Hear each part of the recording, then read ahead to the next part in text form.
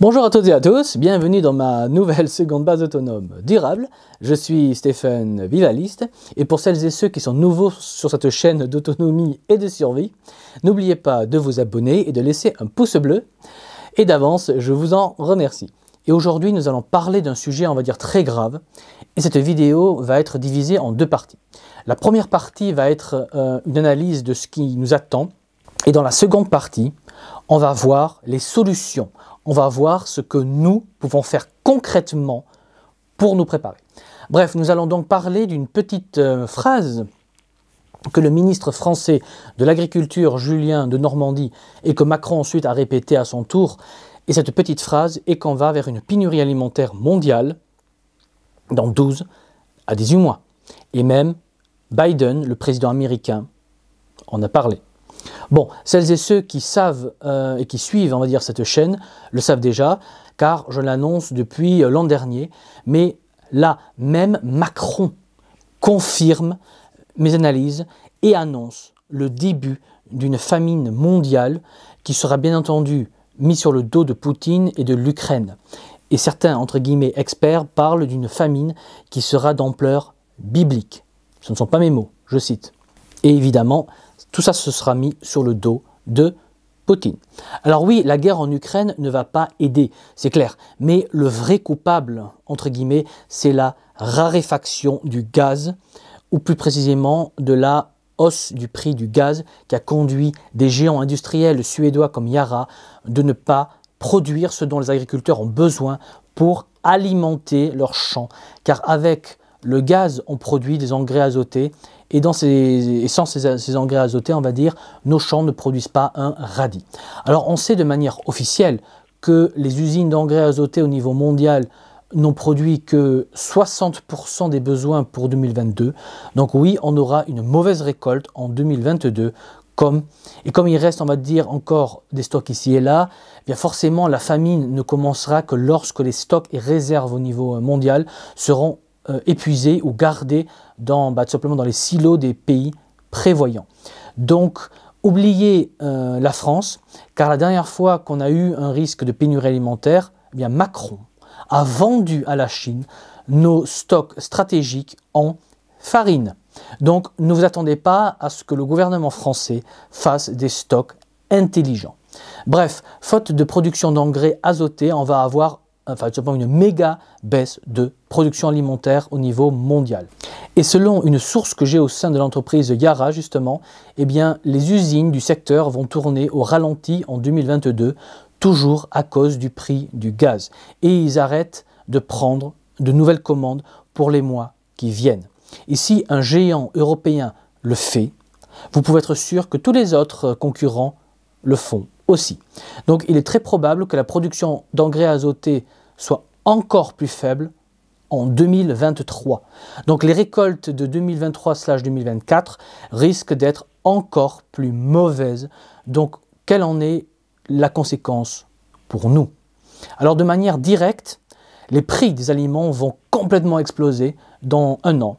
Ça, c'est acté et confirmé par la petite phrase de Macron que tous vous pouvez retrouver sur Internet très facilement. Ce n'est pas une info cachée. Donc concrètement, vous avez moins d'un an pour faire vos stocks avant que les prix explosent et que la disponibilité soit très réduite. Et un rationnement des ressources alimentaires par ticket de rationnement n'est pas du tout à exclure dans 18 mois. Ensuite, la dernière fois que le prix du blé avait augmenté, on a eu le printemps arabe avec les millions de réfugiés. Donc on va avoir de nouvelles vagues migratoires. Et si les récoltes sont encore pires en 2023-2024, ce seront des dizaines et des dizaines de millions de réfugiés affamés qui vont fuir leur pays et qui viendront chez vous. Donc attendez-vous à l'explosion des prix, à des pénuries en tout. Attendez-vous à terme à un rationnement et attendez-vous à l'explosion de l'extrême droite, car même les bobos de gauche ne voudront pas accueillir des dizaines de millions de migrants qu'il faudra nourrir, alors qu'on manquera de nourriture. Car les bien-pensants veulent bien aider la misère du monde, mais tant que ça ne leur coûte rien à eux personnellement. Et là, accueillir des millions de migrants affamés va réduire leur ticket de rationnement. Donc les bien-pensants, face au fait que cette fois, aider la misère du monde leur coûtera à titre personnel quelque chose, eh bien ils feront comme en Allemagne en 1933, ils voteront xénophobes. Et je ne parle pas de Marine Le Pen ou Zemmour, qui sont, on va dire, des gentillés. Non, là, je parle de la vraie extrême droite violente qui va se lever. Car quand l'assiette du bobo est physiquement en danger, là, le bobo, le boomer, le non-violent, l'anti-police devient tout d'un coup un haineux, un peureux, archi pro-police et archi pour la répression violente. C'est pour ça que déjà, une partie de l'électorat de Macron a apprécié le fait que Macron ait tiré sur les gilets jaunes, parce qu'ils sentent le vent tourner, et donc forcément une répression assez virile des manifestants plaît à un certain électorat. Donc on parle surtout de boomers et autres parasites de ce genre. Si vous ne me croyez pas, eh bien ces mêmes bobos et boomers étaient très contents que Macron fasse tirer sur les gilets jaunes. Donc ne vous faites pas d'illusions. Donc si tirer sur des manifestants français est acceptable, imaginez ce qu'ils penseront quand il s'agira de dégager des millions de migrants pour que eux, leurs petites personnes et leurs enfants aient quelques tickets de rationnement en plus. Alors ça paraît excessif ce que je dis, mais si vraiment les récoltes 2023-2024 sont encore plus mauvaises que les récoltes de cette année 2022, là oui, même en France, on manquera de nourriture. Donc oui, le danger de tickets de rationnement est maintenant un vrai risque concret.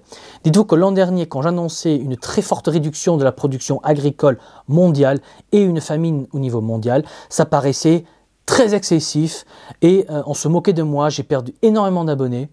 Mais aujourd'hui, un an plus tard, même Macron confirme mes analyses et mes prédictions.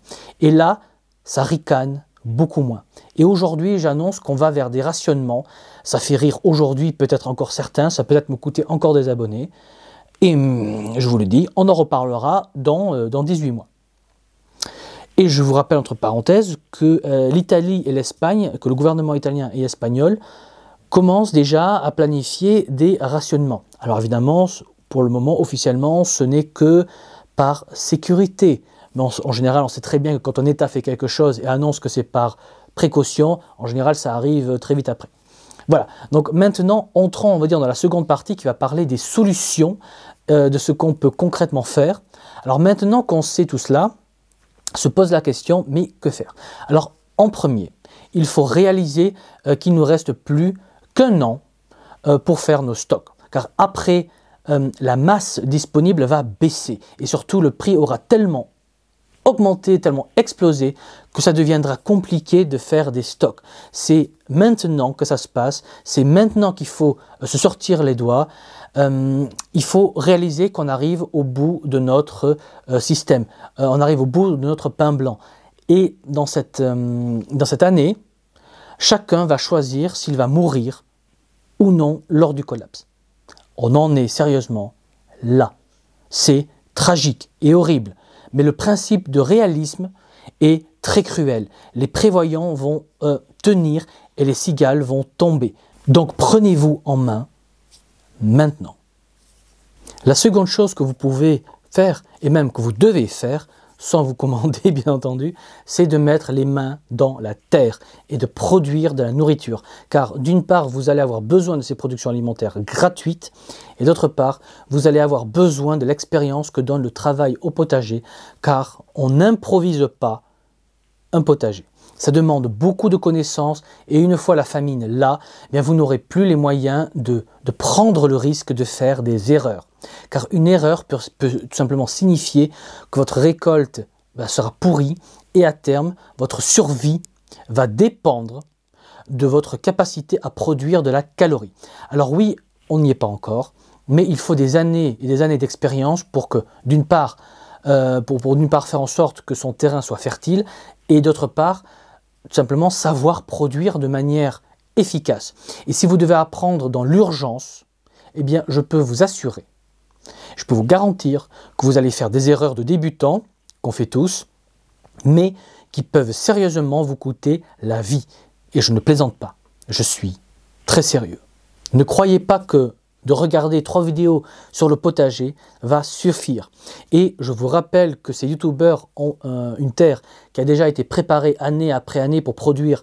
Et toutes les personnes, je dis bien, toutes les personnes qui débutent un potager savent et disent que les premières années ont fait plein d'erreurs et les résultats sont souvent décevants.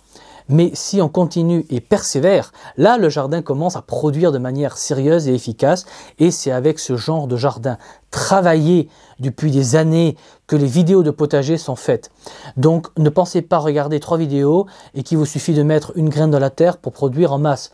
Mais c'est beaucoup plus compliqué que cela, et si vous n'anticipez pas votre apprentissage du potager, vous allez souffrir, et par souffrir, je veux dire mourir, mais très concrètement, hein.